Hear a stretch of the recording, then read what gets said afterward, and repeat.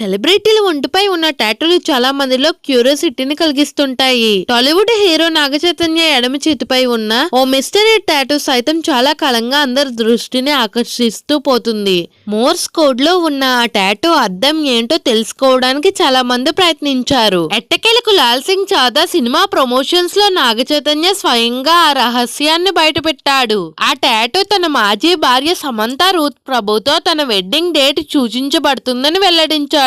ఒక అభిమానితో జరిగిన memorable incident ను గుర్తు తెచ్చుకుంటూ ఈ విషయం చెప్పాడు. దీంతో ఫ్యాన్స్ షాక్ అయ్యారు. ఎందుకంటే సమంత నుండి విడాకులు తీసుకున్న తర్వాత కూడా చైతన్య ఆ టాటూని అలాగే ఉంచుకున్నాడు.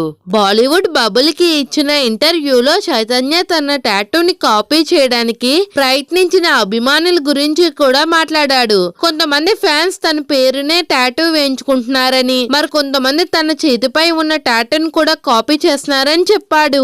ఇది నాకు చాలా ఆశ్చర్యాన్ని కలిగించింది. నా చేతిపై ఉన్న టాటూ నా పర్సనల్ కాబట్టి దయచేసి ఎవరు అలా చెయ్యవద్దు అని ఫ్యాన్స్ కి రిక్వెస్ట్ చేశాడు. డివోర్స్ తీసుకున్నారు కదా, మరి ఆ టాటూని మారుస్తారా అని అడిగిన ప్రశ్నకు చైతు నవ్వుతూ ఆన్సర్ చెప్పాడు. నేను దాని గురించి ఇంకా ఆలోచించలేదు. దాన్ని మార్చవలసిన అవసరం లేదు. ఇది ఎప్పుడు ఎలా ఉందో అలానే బాగుంది అని అన్నాడు. దీంతో చైతు టాటూ గురించి వస్తున్న క్వశ్చన్స్ కి ఒక ఎండ్ కార్డ్ పడినట్టు అయ్యింది. కాగా పెళ్లైన 4 సంవత్సరాల తర్వాత 2021 లో విడాకులు తీసుకుంటున్నామంటూ ప్రకటించి అందరినీ షాక్ కి గురి చేశారు. వారి విడాకులకి కారణాలు ఇప్పటికీ రహస్యంగానే ఉన్నాయి. నాగ చైతన్య ఇటీవలే శోభిత దుల్లిపాలను పెళ్లి చేసుకుని కొత్త జీవితం ప్రారంభించాడు.